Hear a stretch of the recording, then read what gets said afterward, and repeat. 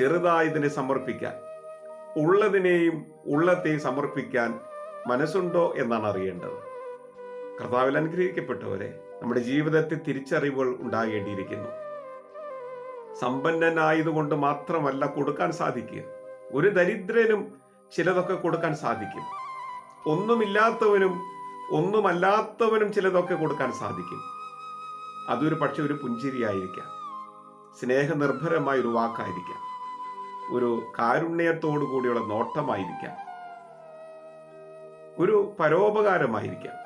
എന്തുമായിക്കൊള്ളട്ടെ, നിനക്ക് ചെയ്യാൻ സാധിക്കുന്ന ലഘുവായ കാര്യങ്ങളെ ചെയ്യുവാനുള്ള മനസ്സാണ്, സന്നദ്ധതയാണ് ദൈവം നമ്മിൽ നിന്ന് ആഗ്രഹിക്കുന്നത്.